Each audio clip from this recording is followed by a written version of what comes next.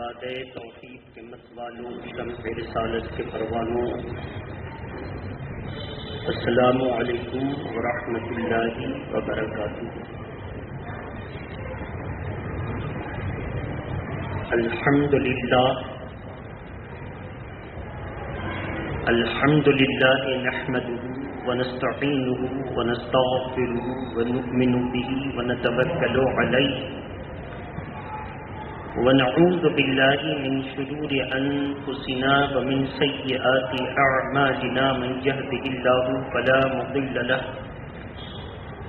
ومن يضلله فلا هادي له، ونشهد ان لا اله الا الله وحده لا شريك له، ونشهد ان سيدنا محمدا عبده ورسوله، اما بعد فأعوذ بالله من الشيطان الرجيم، بسم الله الرحمن الرحيم۔ وقال إني ذاهب إلى ربي سيهدين، رب هب لي من الصالحين، فبشرناه بغلام حليم، صدق الله العلي العظيم۔ یہ فیضان نظر تھا، یہ کہ مکتب کی کرامت تھی۔ یہ فیضان نظر تھا، یہ کہ مکتب کی کرامت تھی، سکھائے کس نے اسماعیل کو آداب فرزندی۔ اور آج بھی ہو کر ابراہیم سا ایماں پیدا، آج بھی ہو کر ابراہیم سا ایماں پیدا، آگ کر سکتی ہے انداز گلستاں پیدا۔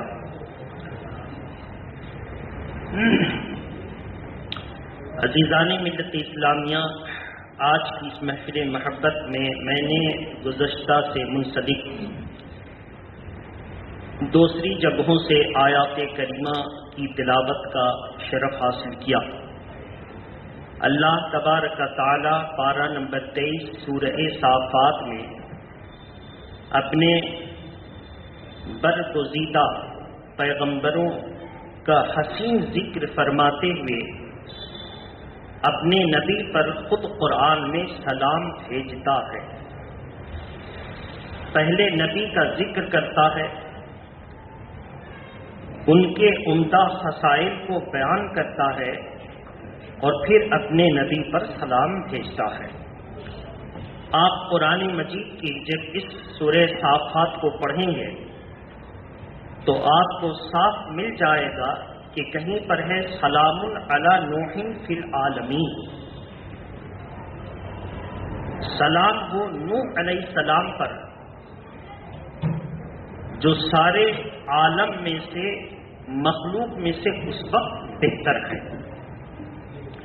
کہیں پر کہتا ہے سلام علی ابراہیم، سلام ہو ابراہیم علیہ السلام پر۔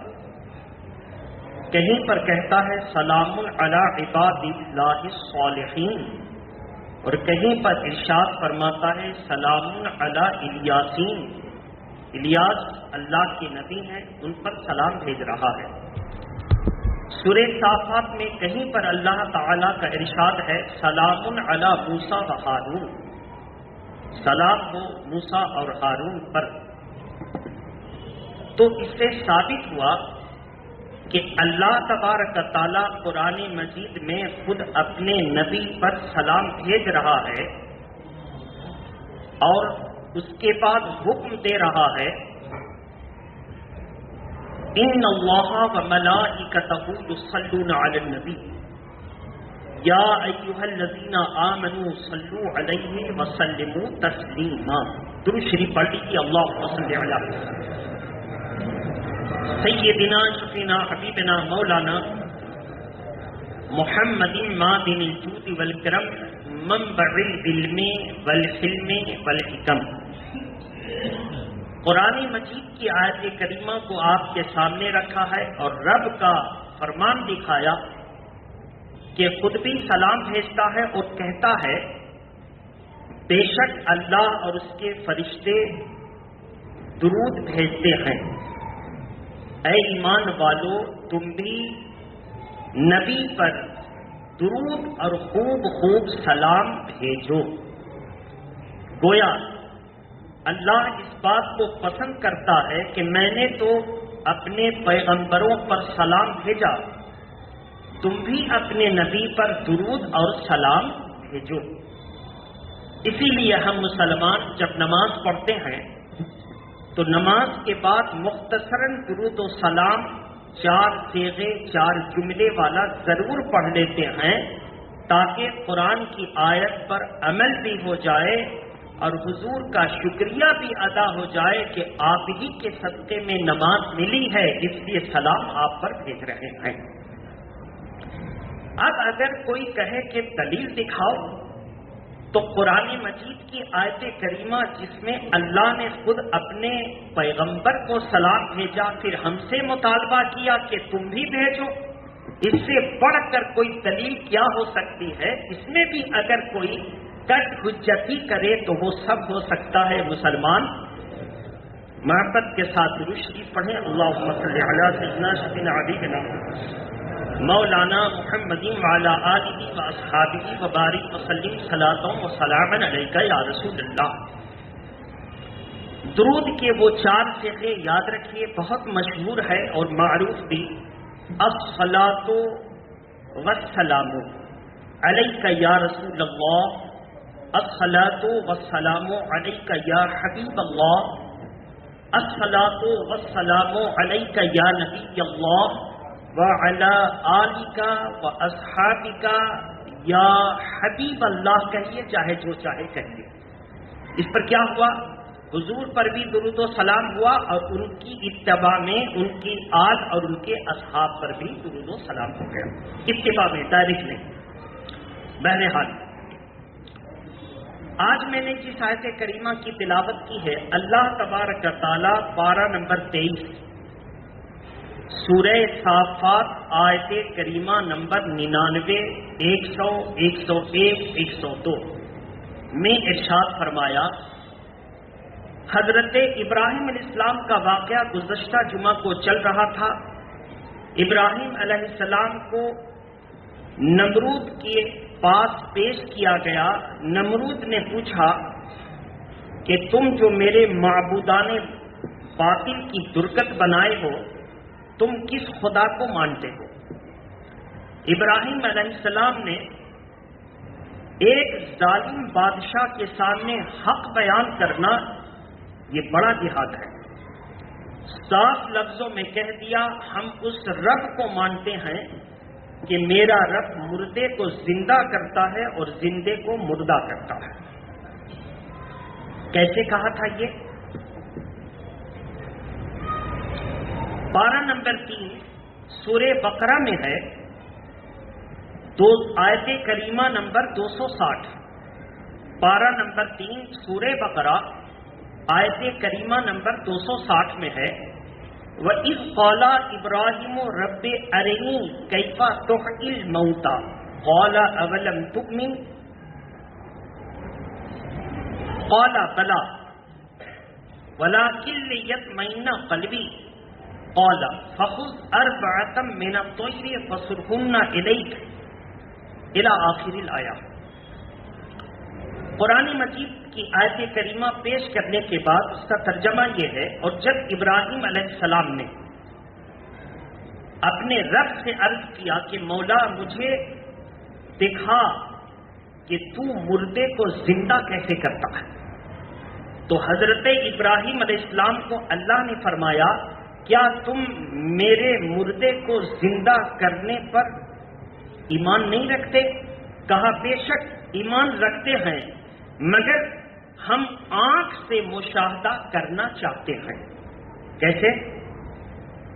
یقین کی 3 منزل ہے، ایک ہے عین الیقین، ایک ہے علم الیقین اور ایک ہے حق الیقین۔ یقین کی 3 منزل ہے۔ علم الیقین، کوئی آ کر آپ سے کہے کہ 1 نمبر چہخانے کے پاس بہت بھیڑ لگی ہوئی ہے، شاید کوئی ضرورت مند ہے، لوگ اس کی بکتا، اس کے دکھ کو سن رہے ہیں۔ پھر کسی نے آ کر کہا کہ میں نے دیکھ لیا ہے، میں نے دیکھ لیا ہے. اور پھر تھوڑی دیر میں وہ آ کر میرے سامنے کھڑا ہو گیا اور کہا حضور جو آپ کو خبر مل گئی ہوگی وہ میں ہی ہوں. تو جو مجھ کو پہلے خبر آئی تھی وہ علم تھا، علم الیقین. اس کے بعد جس نے اپنا مشاہدہ آنکھ کا دیکھا پیش کیا وہ تھا عین الیقین. اور جب میرے سامنے ہی وہ معاملہ ہوا تو کیا ہو گیا؟ حق الیقین. اب ہم اس نتیجے پر پہنچ گئے کہ ایک دم بات صحیح ہے. تو یقین کی 3 قسمیں ہوتی ہیں. حضرت ابراہیم علیہ السلام نے کہا کہ یا اللہ میں تیرے مردہ کرنے کی صفت پر یقین رکھتا ہوں مگر میں مشاہدہ کرنا چاہتا ہوں، دیکھنا چاہتا ہوں. اللہ نے فرمایا اچھا فخذ اربعۃ من الطیر، تو تم 4 پرندے کو پکڑ لو. واقعہ نگاری میرا مقصد نہیں ہے. حضرت ابراہیم علیہ السلام نے مور، کبوتر، کوا اور گدھ، ان 4 پرندوں کو پکڑا اور پکڑ کر کے ذبح کر دیا. بعض روایتوں میں گدھ کی جگہ مرغا آیا. بہرحال پکڑ کے ذبح کیا اور ذبح کرنے کے بعد گردن سر سمیت اپنی طرف رکھ لی. اب پورے دھڑ کا قیمہ بنا کر پہاڑوں پر بکھیر دیا، پھیلا دیا. اب گوشت کے ذرات پہاڑوں پر بکھر گئے. اللہ نے فرمایا ابراہیم اب تم سب کو پکارو، اب تم سب کو ان پرندوں کو پکارو. پرندوں کو نام لے کر پکارا، مور، مرغ، کبوتر، کوا، سب جیسے جیسے نام لیا کیا ترکیب ہوئی؟ جتنے گوشت منتشر ہو گئے تھے وہ سب تڑپ تڑپ کر کے جس کے گوشت تھے اس میں ملنے لگے. آنن فانن وہ اپنے ہی گوشت کا ایک مجسمہ تیار ہوا، پر اس میں آ گئے اور پھر وہ اپنی اپنی گردنوں سے آ کر جڑ گئے اور زندہ ہو کر کے زندگی کا ثبوت دے گئے. ابراہیم علیہ السلام نے کہا مولا اب تک تو مجھ کو علم الیقین تھا، اب مجھ کو عین الیقین اور مشاہدہ حاصل ہو گیا. میں یقین کے ساتھ اب کہہ سکتا ہوں کہ بے شک میرا خدا وہ ہے جو زندہ کو مردہ کرتا ہے اور مردے کو زندہ کرتا ہے. تو یہ ہے اللہ کی صفت، مردے کو زندہ کرنا اور زندے کو مردہ کرنا. تو حضرت ابراہیم علیہ السلام نے اسی معنی کو بیان کر دیا کہ میرا رب وہ ہے جو زندہ کو مردہ کرتا اور مردے کو زندہ. نمرود نے کہا میں بھی کرتا ہوں. اس نے کیا کیا کہ ایک آزاد آدمی کو اٹھایا جو بے گناہ تھا، اس کو قتل کا حکم دیا، وہ مار دیا گیا. ایک ایسا مجرم جس کے اوپر جرم ثابت ہونے کے بعد قتل کا حکم جاری ہو چکا تھا، اس کو اٹھایا اور بغیر کسی کہے سنے کے آزاد کر دیا. موسیٰ ابراہیم علیہ السلام سے کہہ دیا کہ دیکھیے جو آزاد گھوم رہا تھا اس کو گمان میں بھی نہیں تھا کہ میں مر جاؤں گا، میں نے اس کو مار دیا. اور دیکھیے جس کو یقین تھا کہ مجھ کو پھانسی ہو جائے گی، میں نے اس کو آزاد کر دیا. تو میں بھی مردہ زندہ کرتا ہوں اور زندے کو مردہ کرتا ہوں. ابراہیم علیہ السلام چاہتے تو اس کٹ حجتی کا جواب دیتے ہوئے کہتے مردود یہ ظلم ہے جو تو نے کیا. میرا رب تو کٹے ہوئے ریزہ ریزہ بکھرے ہوئے جان میں بکھرے ہوئے جسم کو جمع بھی کرتا ہے اور جان بھی ڈال دیتا ہے.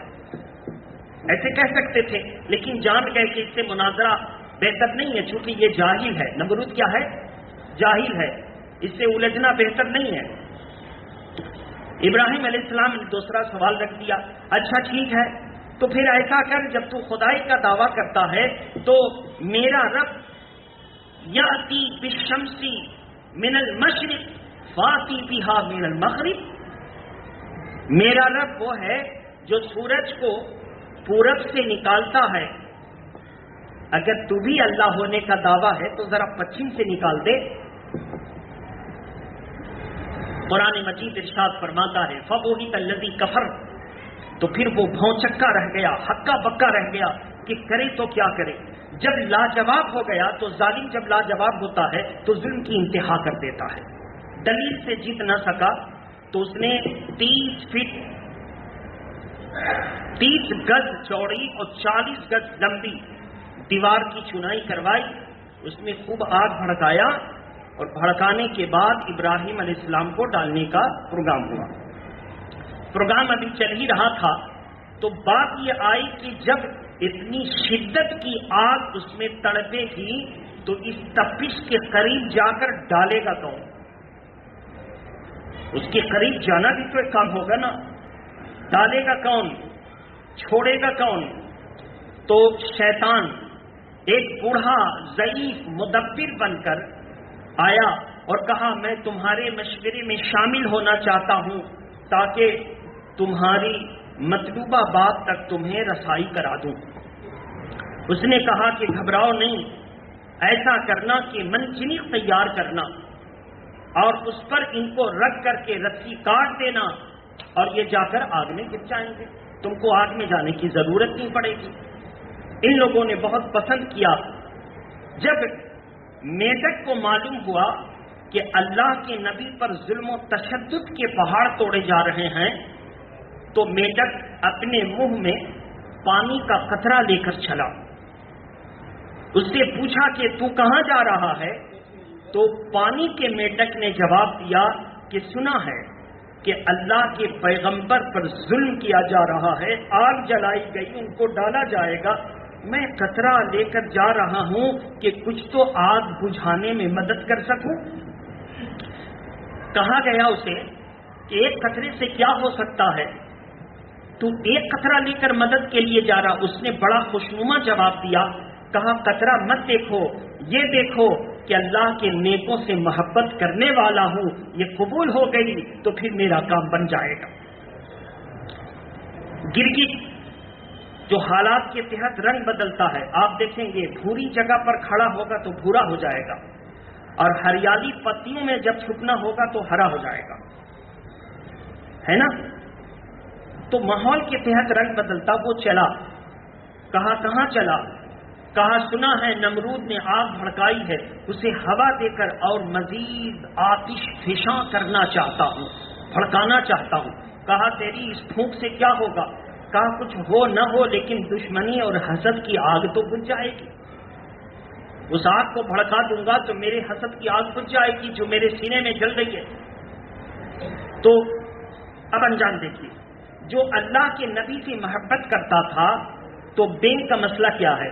بینگ وہ جو پانی میں پیدا ہوا اور پانی ہی میں زندگی گزارتا ہے.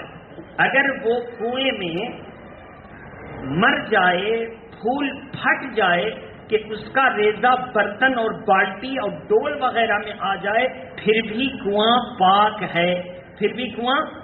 لیکن شرط ہے جو بینگ پانی میں پیدا ہوا اور پانی میں ہی زندگی گزارتا، خشکی والا بینگ نہیں.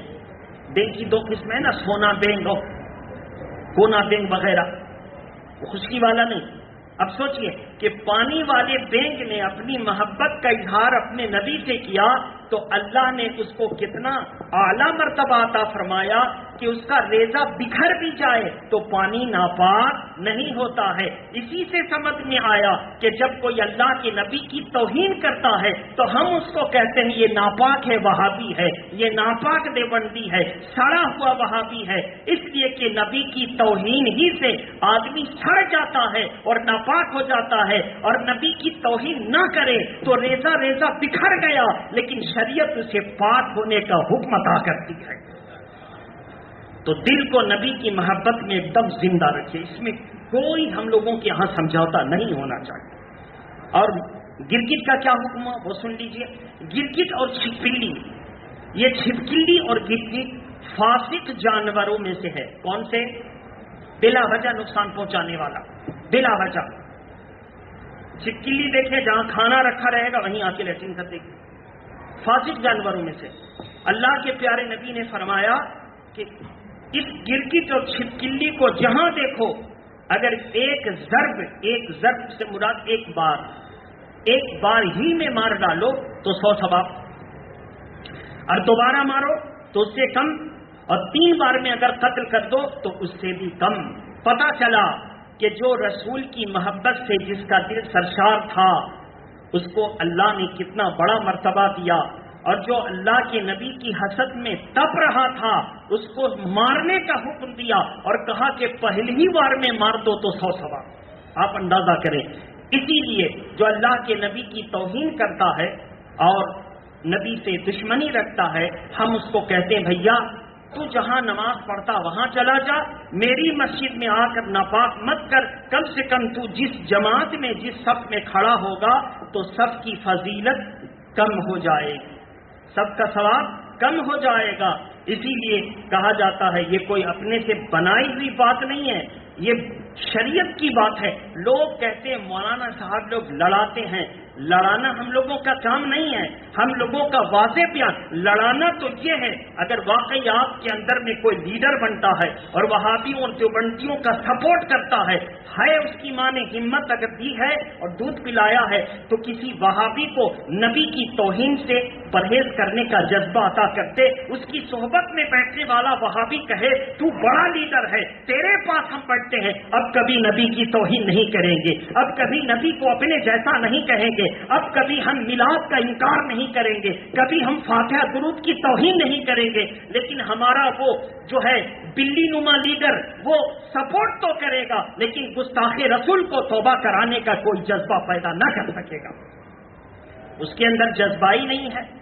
تو ایسی صورت میں ایسے لیڈروں کو بھی پہچان کے رکھنا ہوگا کہ یہ لیڈر اپنے ماں باپ کے اوپر جب بار آئے، ان کے گھر پر حملہ ہو، کوئی چھین لے تو ہتھیار لے کے اپنے تمام چمچوں کو لے کے مار کے لیے نکل جائیں، اور جب نبی کا معاملہ آئے تو حضور امن و امان کو پسند کرتے تھے، اللہ کے پیارے نبی امن و امان کو پسند کرتے تھے۔ ارے اللہ کے پیارے نبی امن و امان کو پسند کرتے تھے، لیکن جو نبی کی توہین کرتے تھے وہ اگر کعبہ کے غلاف پہ چھپ گیا، اور صحابہ نے کہا کعبہ کے اندر اور غلاف پہ چھپے ہوئے نبی کی توہین کرنے والے کو کیسے قتل کیا جائے؟ چلو نبی سے پوچھ لیتے ہیں۔ اللہ کے پیارے نبی نے فرمایا کہ جو کعبہ کے اندر غلاف کے نیچے چھپ گیا وہ میری توہین کا مرتکب ہے، اسے نکالو اور وہیں مار ڈالو۔ صحابہ نے وہیں مار ڈالا کہ اس کے خون کے چھینٹے کعبہ پہ پڑے، بعد میں دھلوا دیا گیا اور دنیا کو بتا دیا گیا کہ تمام جگہوں میں سب سے مقدس جگہ جہاں نبی کی توہین کے جرم میں جب کعبہ میں خون بہایا جا سکتا ہے تو نبی کی توہین کرنے والے کو اپنی مسجد میں کیسے برداشت کیا جا سکتا ہے؟ لیکن پھر بھی لیڈروں کو بڑی تکلیف ہوتی ہے چونکہ ان کا ووٹ بینک خراب ہوتا ہے، ان کا ایک چمچہ کٹ جاتا ہے۔